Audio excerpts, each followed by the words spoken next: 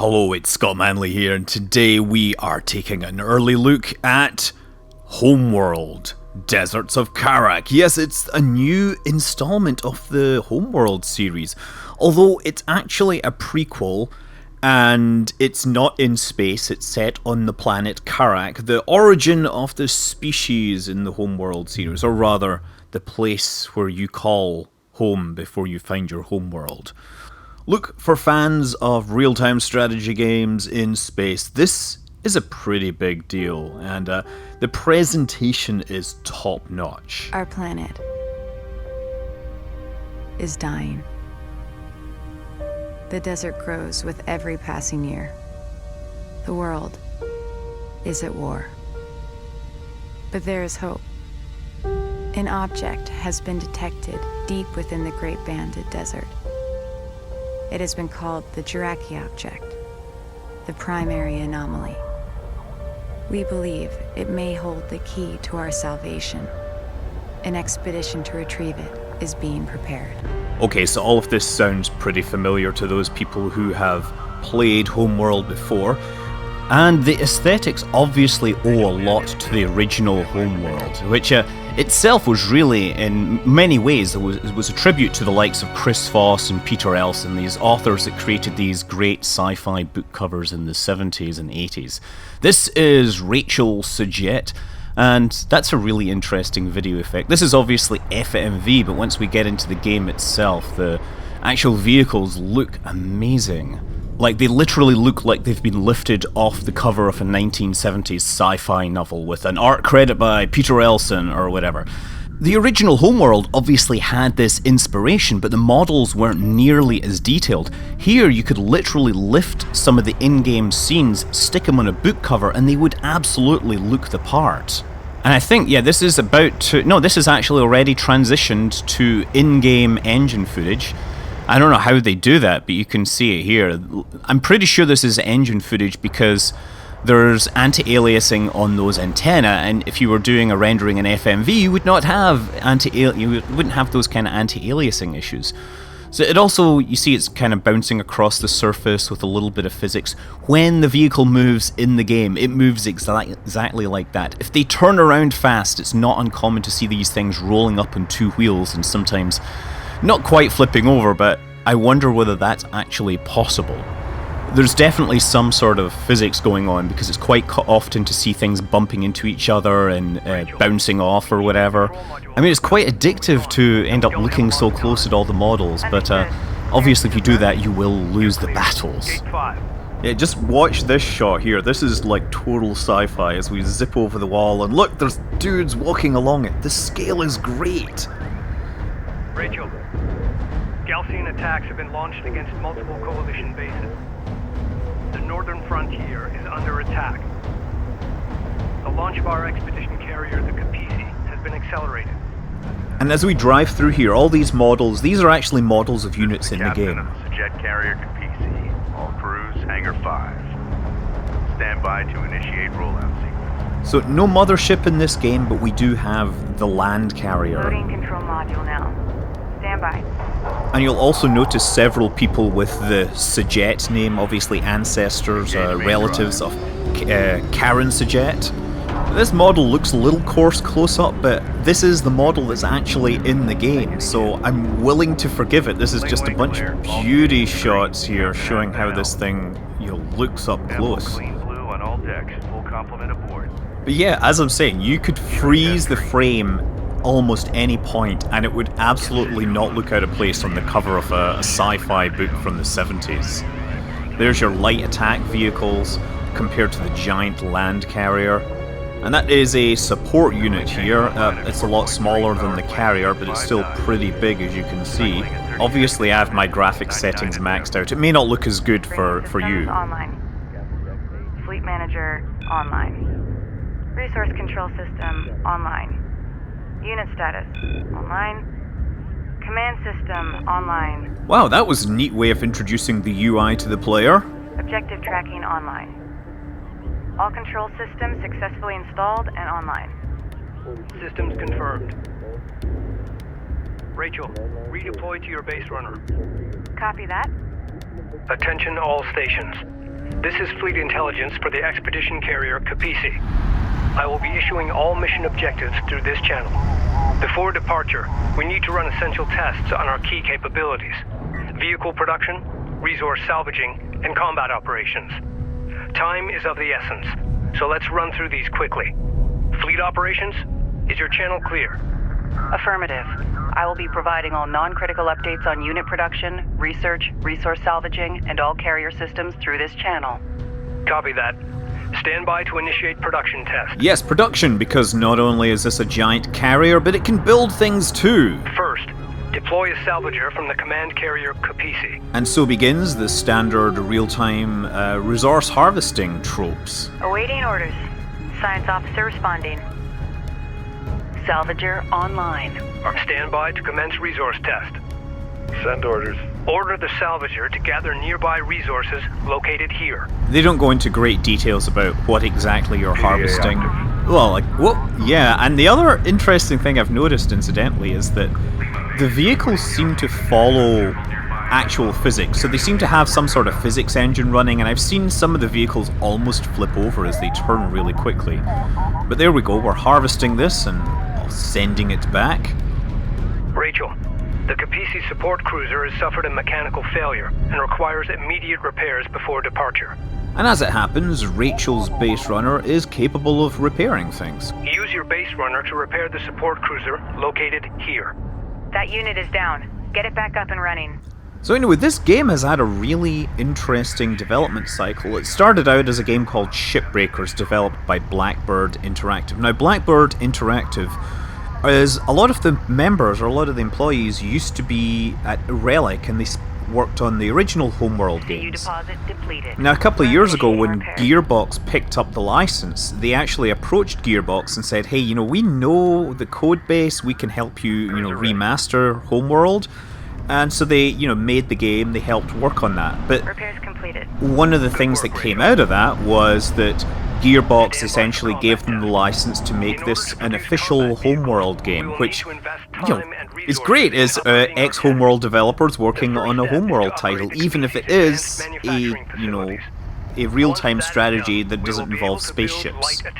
Now, Shipbreakers, as it was originally presented, had essentially, you know, real-time strategy fighting over resources, but the resources were spaceships which you would break up and you would get the stuff out of it. You know, you'd essentially be fighting a battle on the surface of a planet, salvaging things. Well, in the original Homeworld story, there was one big spaceship discovered in the desert. They've changed this a bit, I think, and I'm not sure how that fits in. They did write the official history, so I'm cool with it, but there's a lot more spacecraft on the surface this time. And as you go through the game, you're going to end up encountering these and breaking them up. There's a whole couple of missions which I've played through, which basically involve finding a wreck and tearing it apart, finding its amazing artifacts and everything. So yes, here we go. Hostiles sighted. We can actually take a look close up of these little light attack vehicles.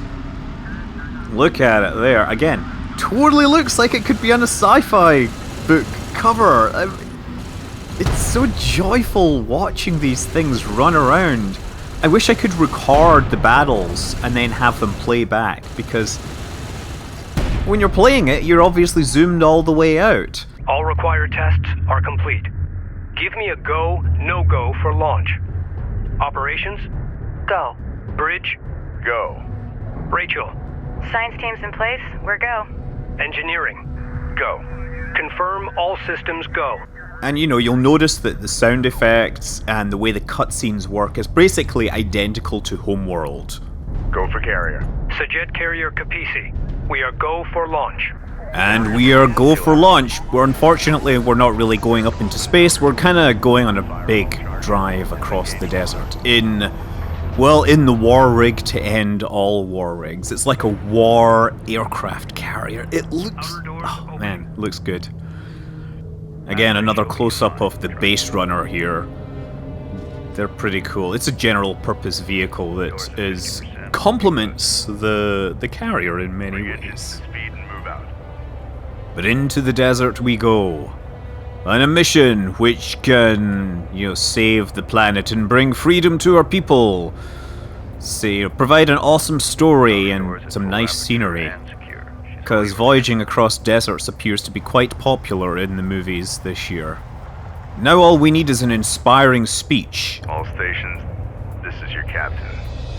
Today we embark on a historic mission to find and retrieve the Kharaki object. Lying at the heart of the Great Banded Desert, deep inside Galcian territory. We believe it holds the key to our survival on this planet. The journey will be perilous, but if successful, we will change the course of history forever and secure our future for generations to come. Oh, if only he knew just how much this will change the world of Kharak. Personal log, Science Officer Rachel Sajet, Expedition Carrier Capisi. We've launched 3 months ahead of schedule and just in time.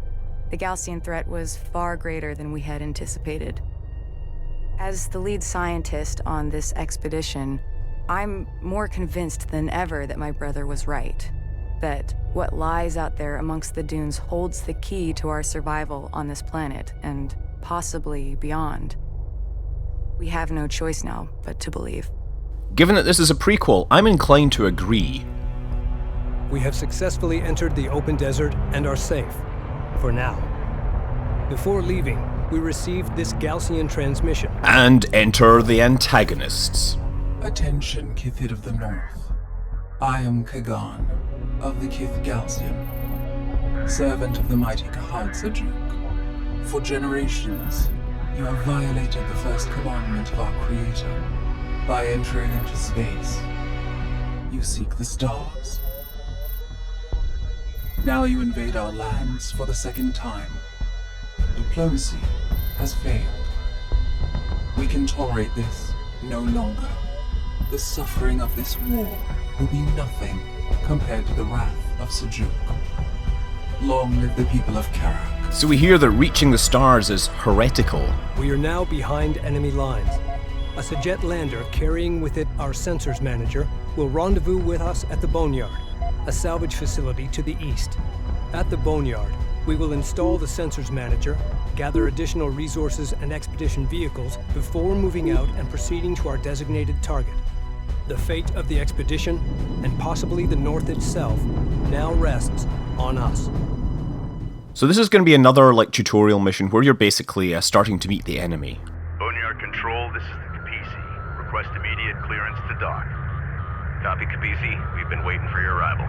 You're cleared to dock. Cruiser standing by. So yeah, I mean, this is your standard real-time strategy. You're getting upgrades from one step to the next, and there is that interesting-looking plane. I'm not sure how aerodynamically stable that thing would be. Look at the amount of landing gear on Boneyard that. Epsilon Lander 607 is wheeled down and prepping cargo for unload. Roger that. I tell you, everything in this game is humongous.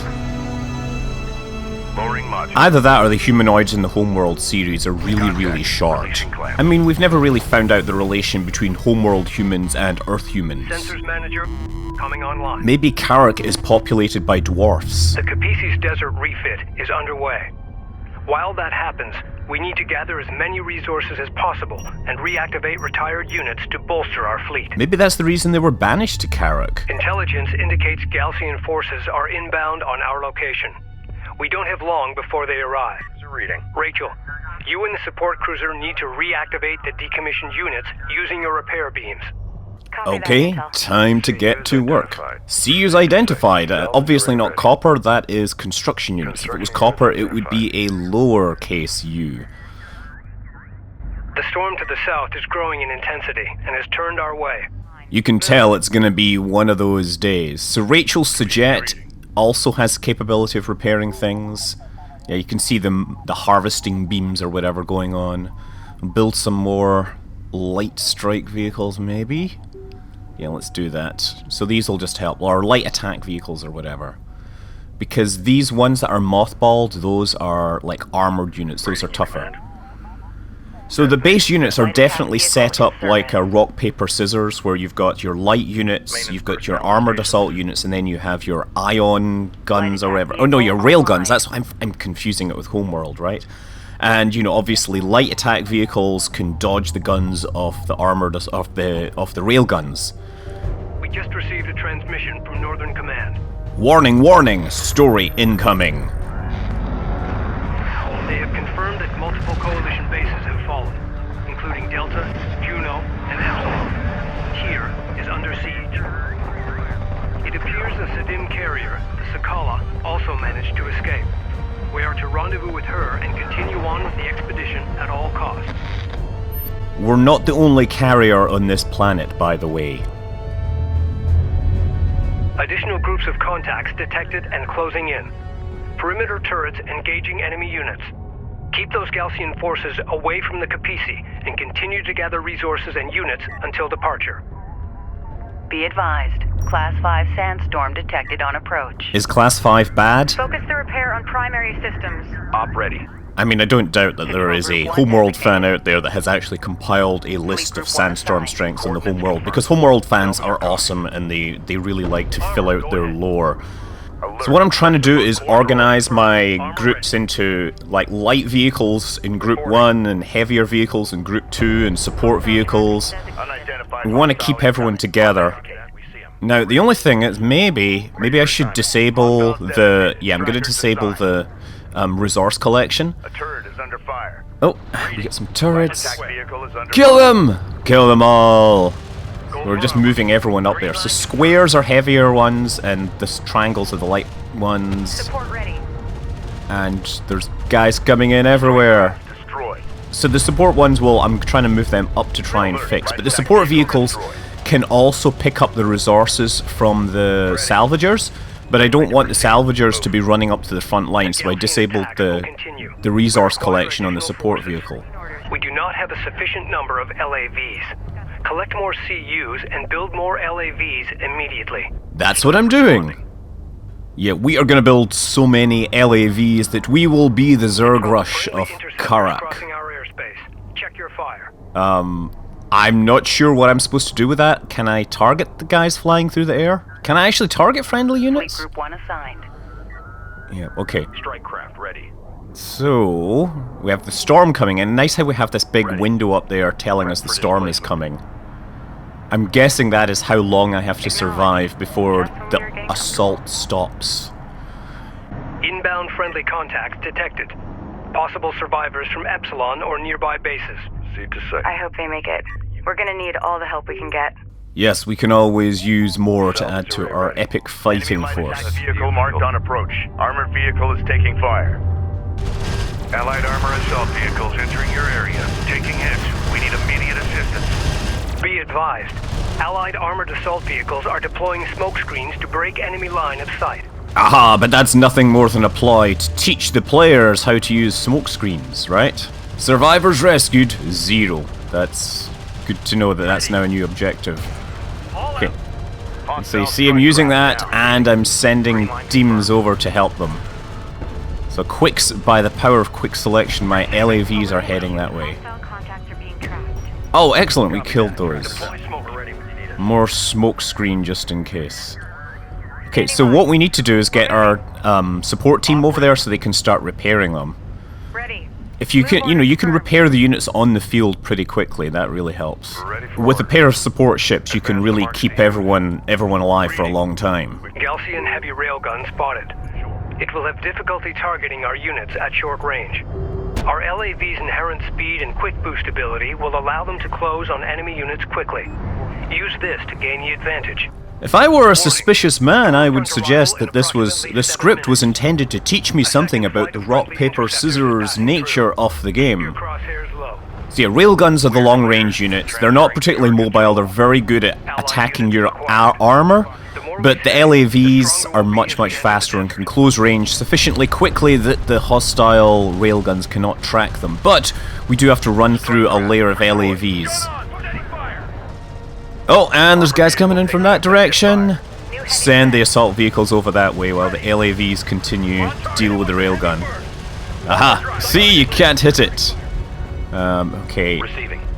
And I just realized... Never mind. We get some LAVs down there. The resource team are not salvaging. What the heck? And while those salvages are doing nothing, the intel officer is telling me to research upgrades, continue the cycle of upgrading and fixing and stuff. Okay, salvagers. What are you doing? Salvagers Bring the are LAVs back. on our way. I need to... I wish there was a way to pause the game and like regroup all my forces from a menu. That would really help. Because, you know, it'd be great if I could just reallocate my forces rather more quickly than in the middle of battle, where I'm just kind of like, move everyone! Oh crap, these guys need some support. You guys go there. Send in the tanks. The tanks are much more capable at killing these LAVs. Yes. Zip you guys through the other side. Light attack vehicle enhancements online. Okay, that's great. So we shall use those enhancements to make ourselves a more potent fighting force. So I'm just trying to keep everyone clustered around the support vehicle and near the Rachel, because that they'll just like automatically repair things.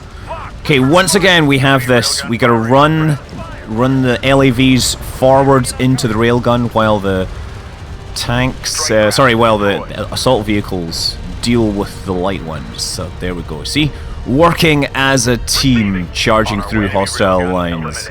Enemy light attack vehicle marked on Okay, approach. and we get more of those in that direction. Reading.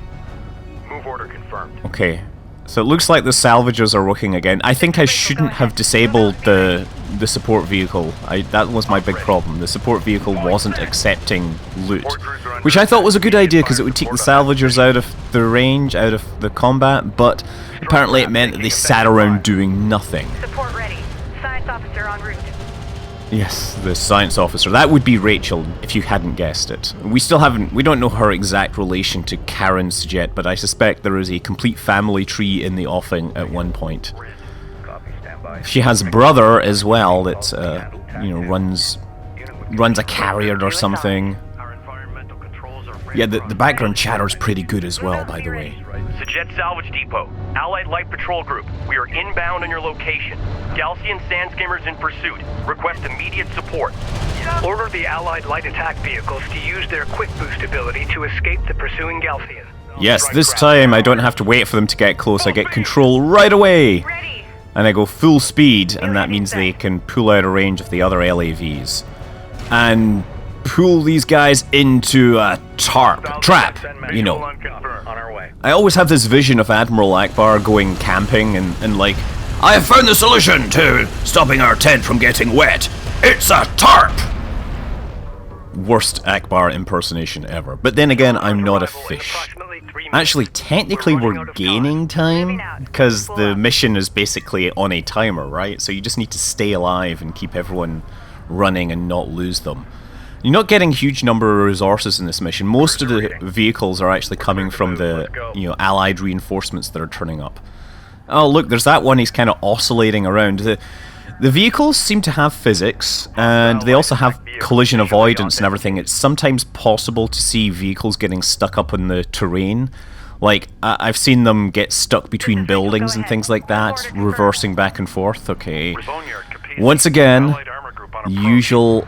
Immediate support. Vehicle is under fire. Full speed. Vehicle is under fire. We gotta get around this to hit the railgun. I keep wanting to say ion cannon, but no, it's a railgun. There we go. Reading. Get out of here. Move. I'm using the salvagers to gather CUs. Oh, that's actually one thing I'm not sure about. If you complete a mission and there's resources still on the map, do you get it automatically, or well, I guess it might be mission dependent, but would be nice to know, to be honest. It would change my strategy if I could just hang out and get the resources at the end of the mission. Move order confirmed. Okay, just keep everyone running around. This is where I could use some time acceleration, to just let you guys see what's going on a little faster. Point defense active. Point defenses, smoke screens, lasers, bad guys coming in. Oh crap, we get these guys coming here. And we got a hostile over here. Down. On our way. Sand skimmers everywhere. Go on, save him. Vehicle is taking fire. Yeah, you don't say. Everything is just starting to get a little... Ha, look, sending them around the back there. Ha! Didn't expect that, did you? For departure. Just kill them off quickly. Stormfront arrival in 1 minute. All crews, prepare the Capisi to move out. Yes, we are preparing to move out. Attack. immediate fire support on We that need to position. move ASAP. Bring everyone together. Vehicle detected. Uh-oh, my support vessel is taking, or my support ship.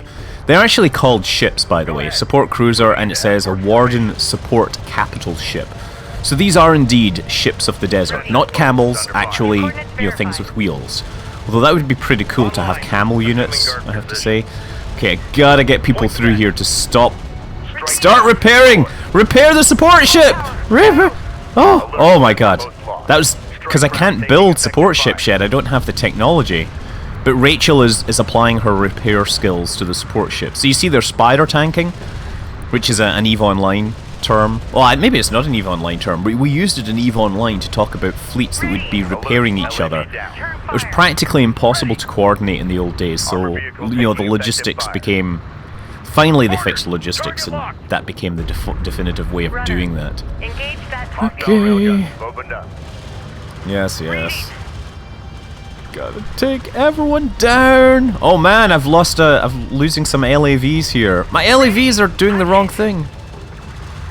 Okay, we just gotta finish it. We've passed our time. The storm is almost here. We just need to kill off the remaining guys. Oh, we're crying out loud, I'm making really stupid mistakes here. Why are my LAVs fighting that little one?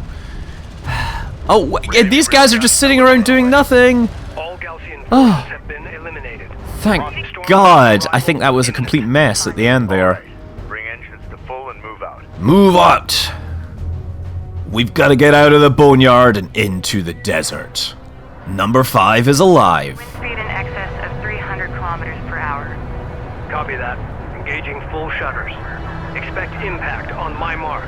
In 3, 2, 1, mark. Oh, what a day!